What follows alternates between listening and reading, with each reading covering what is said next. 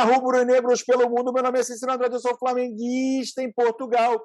E no vídeo de hoje, jornal inglês comenta má fase no Flamengo e não vê vida longa para Paulo Sousa. E vários jogadores do Flamengo sondados por outros clubes. Roda a vinheta. Flamengo! Se você chegou agora nesse vídeo, curta, compartilhe, divida com seus amigos. Não deixe de se inscrever no canal e acionar o sininho para receber notificações sobre os vídeos diários que fazemos sobre o Mengão, suas repercussões aqui em Portugal e na Europa de uma forma geral. Parceiro novo no canal Flamenguista em Portugal, seja muito bem-vindo à BR4Bet. BR4Bet é a empresa de trading esportivo que mais cresceu no Brasil ano passado. Se você ama acompanhar futebol e gosta de fazer a sua fezinha, BR4Bet. Promoção especial, galera. Promoção especial. Fique ligado aí. No seu primeiro depósito até R$200, você tem o depósito em dobro. Ou seja, se você depositar 50, você pode apostar 100. Se você deposita 100, 200. Eu mesmo, pessoalmente, fiz aí o primeiro depósito de R$200, que é o limite, e passei a jogar com 400. Estou aí aprendendo, brincando, enfim, acompanhando o futebol junto com a BR4Bet.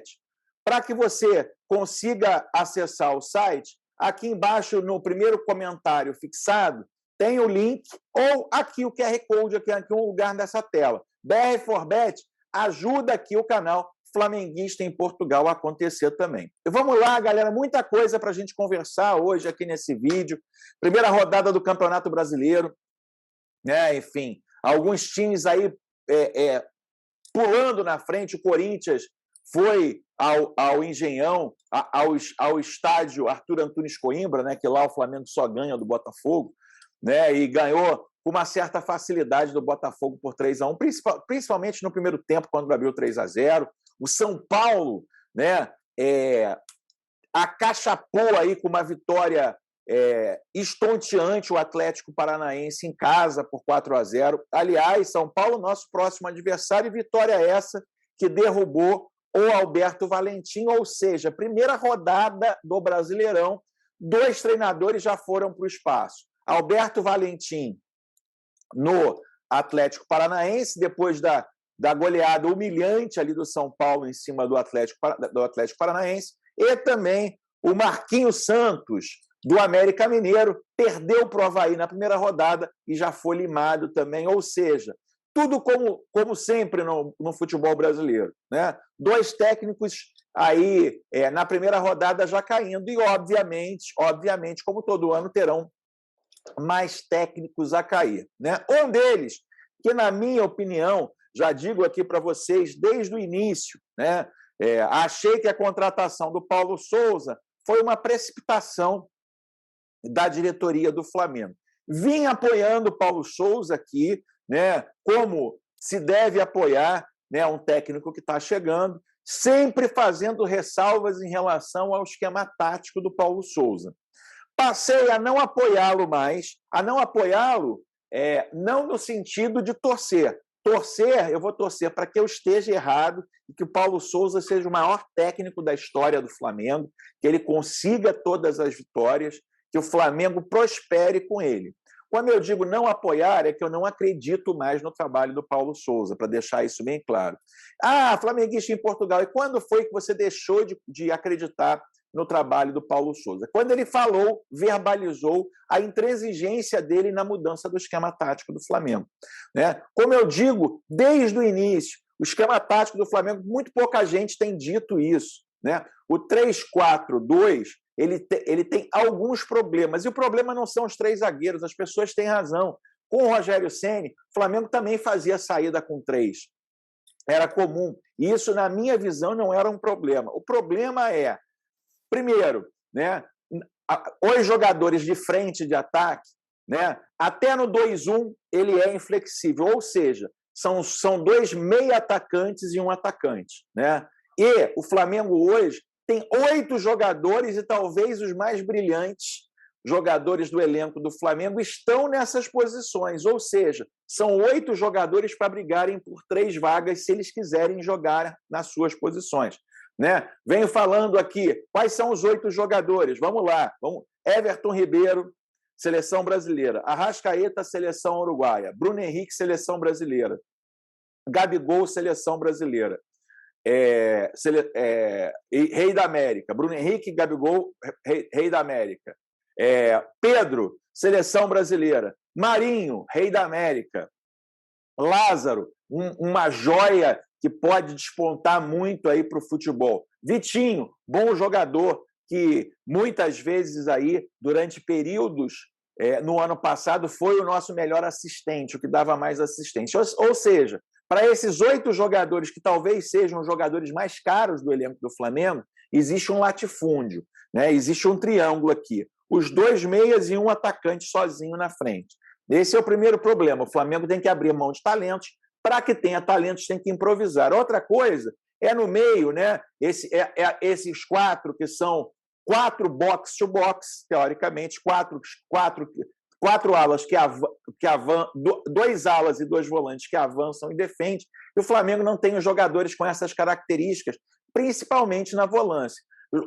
Nas alas, não tinha, tanto que o Flamengo, né, em menos de 48 horas, dispensou 2 laterais esquerdos, Ramon e René, sendo que o Ramon, teoricamente, talvez fosse o momento dele agora despontar vestindo a camisa do Flamengo, e os volantes são prioritariamente defensivos, todos 4. Arão, João Gomes, né, que corre muito, mas não tem qualidade na frente,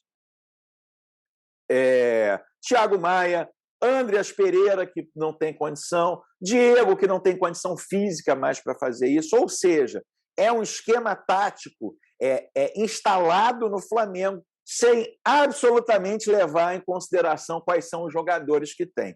Para mim, o grande técnico é aquele que analisa o elenco e monta o melhor esquema tático, aproveitando as melhores características do elenco. Né? Então, assim, de novo, botar o Léo Pereira de lateral esquerdo, tá certo, esse 3 fecha com 4. Vamos lá, 3-4. Até fazendo aí a menção à pergunta do Rafa Melo, que causou tanta polêmica aí, né? Que, na verdade, o Paulo Souza criou a polêmica para fugir, ele não respondeu, porque na fase ofensiva ele escalou 3 zagueiros e 3 volantes de origem no time do Flamengo.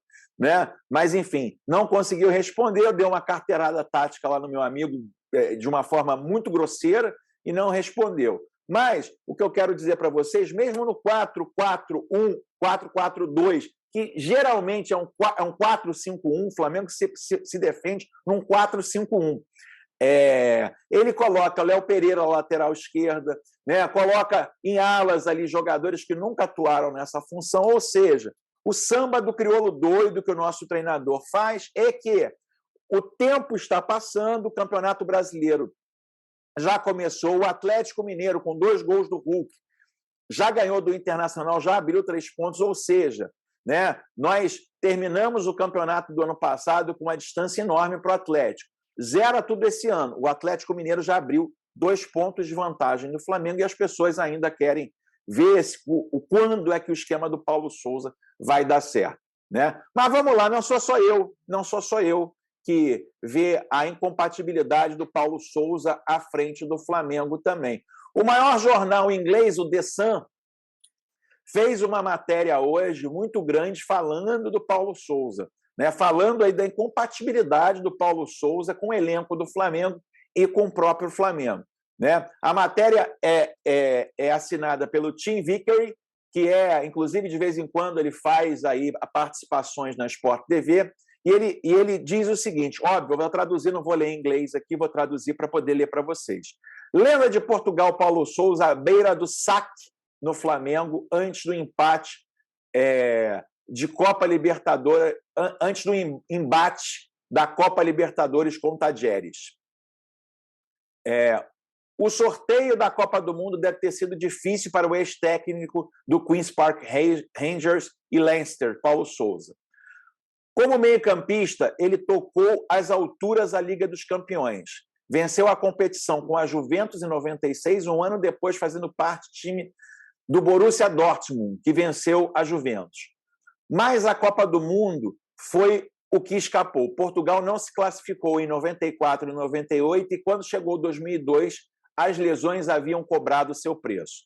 Paulo Sousa fez parte do elenco que foi para o Japão e Coreia, mas nunca entrou em campo e anunciou a sua aposentadoria logo em seguida. Agora ele estava perto novamente. Após o campeonato, sua carreira de treinador nômade o levou para a Hungria, Israel, Suíça, Itália, China e França, antes de ser colocado no comando da seleção polonesa. Ele os carregou por uns razoáveis euros e eles estavam perto do Catar, faltando apenas os playoffs, quando Paulo Sousa decidiu desembolsar tudo em troca de uma aventura tropical. No final do ano passado, ele foi anunciado como novo técnico do Flamengo, gigante carioca. Ele pode não estar ciente do tamanho da tarefa à sua frente, da quantidade de pressão sobre o qual estaria. A missão era tirar o Flamengo da sombra de 2019, quando, sob o comando de Jorge Jesus, outro técnico português, eles se sagraram campeão do Brasil e da América do Sul com uma arrogância irresistível que os tornou uma alegria de assistir. Mas nunca foi o mesmo desde então. A perda do zagueiro espanhol Pablo Mari, vendido ao Arsenal, privou o clube do jogador que viabilizou a sua alta linha defensiva. Segundo o Dessan, o Flamengo jogava com uma linha alta defensiva em função da velocidade do Pablo Mari. Na ausência, a equipe sempre pareceu vulnerável. Depois de Jorge Jesus ter regressado a Portugal, 3 treinadores entraram e saíram, todos eles incapazes de repetir a magia de 2019. E assim entrou Paulo Sousa com o mandato para fazer mudanças. Lembrando, o Flamengo em 2020 foi campeão de vários títulos e em 2021 também. Eles têm um sistema favorito. Ele tem um sistema favorito. Seus lados geralmente se alinham com 3 de volta, mas não está se mostrando fácil no Flamengo. Uma equipe que pretende atacar em um sistema precisa de defesas centrais suficientemente rápidos e bons para defender os espaços abertos. Isso tem se mostrado um problema. Sem confiança na capacidade da defesa, a linha cai fundo, os setores da equipe estão muito distantes um do outro e a fluência, marca distintiva do time de 2019, foi perdida. A equipa não joga bem, mesmo naqueles que vencem, e os adeptos estão insatisfeitos. Na semana passada, os torcedores se reuniram no lado de fora do campo de treinamento para protestar. O clima estava à beira de ficar feio. Se as coisas não melhorarem, a situação pode se tornar insustentável. O Flamengo tem um grande jogo nessa terça-feira pela Copa Libertadores, a Liga dos Campeões da América do Sul. Eles estão em casa contra o Talleres da Argentina, outro clube que recentemente se tornou português, trazendo o ex-técnico do Rangers, Pedro Caixinha. Até o Pedro Caixinha passou por clubes maiores que o nosso amigo Paulo Sousa. A equipe de Paulo Sousa joga junto há apenas 2 anos e meio, mas é mesmo possível que a derrota no Maracanã possa dar fim ao seu reinado. E ele pode estar se preparando para o Catar, pensando como sua seleção polonesa deve estar se preparando para enfrentar o México, a Arábia Saudita, antes de encerrar o programa do grupo em um jogo glamouroso contra a Argentina. Ainda dá tempo de Paulo Sousa dar a volta por cima com o Flamengo, mas ele certamente pode ser perdoado por sonhar acordado com a Copa do Mundo e se perguntar por que abandonou o barco depois de chegar perto do Catar. Está aí o Dessan, enfim, mesmo distante, ele já aponta aí problemas táticos no Flamengo, mesmo com uma visão de não acompanhar o dia a dia. O Dessan diz aí que a cabeça do Paulo Sousa, até na Inglaterra, sabem que a cabeça do Paulo Sousa está a prêmio. E não é só a cabeça do Paulo Sousa que está a prêmio, também muitos jogadores aí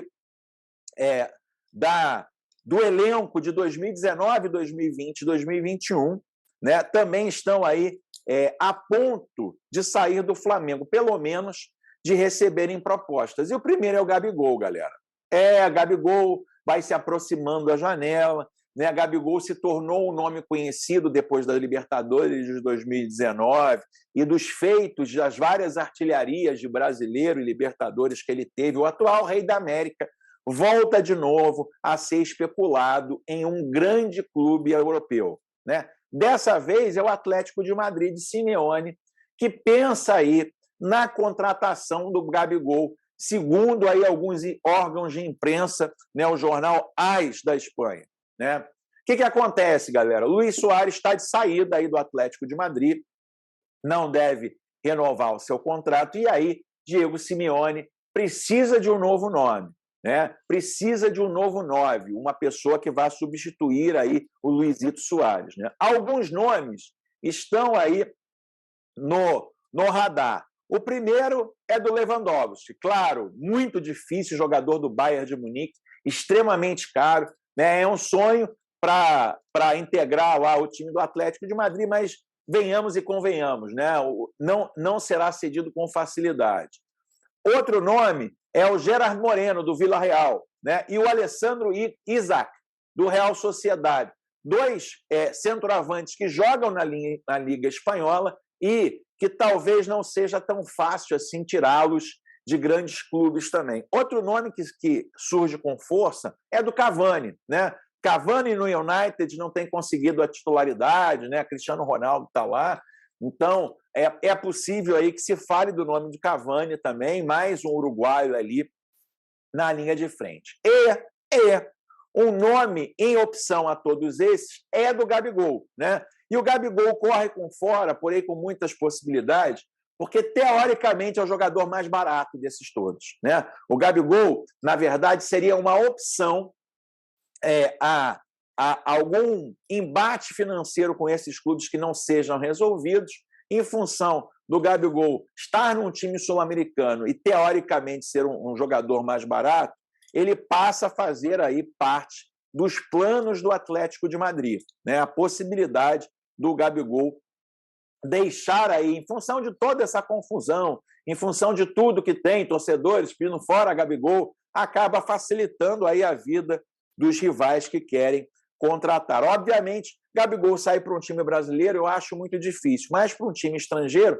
também acho difícil, a não ser que ele vá aí para um time de menor expressão. Os gigantes europeus há algum tempo já não contratam aí jogadores já estabelecidos no futebol brasileiro. O que acontece é que eles dão prioridade sempre aos jogadores mais novos. Por quê? Porque existe uma fase ali de ainda aprimoramento desses jogadores, tanto técnica, mas principalmente tática.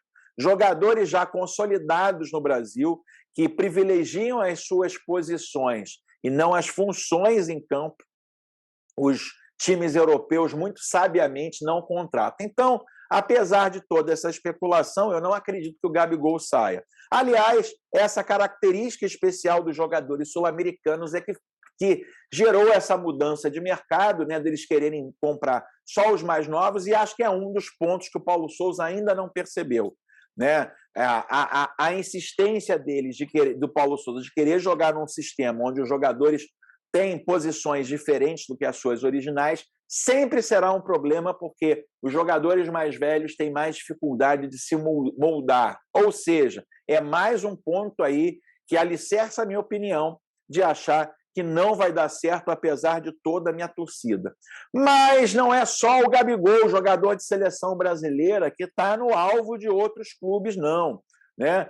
Outro nome que foi dito com muita propriedade, com muita força para ser negociado, é o do Everton Ribeiro. Everton Ribeiro, vale lembrar, pode ser que ele não tenha boas atuações em boa parte da temporada passada, mas o Everton Ribeiro é um jogador sempre convocado pelo Tite. E parece que São Paulo e Internacional fizeram contato ao Flamengo, querendo saber da situação do Everton Ribeiro.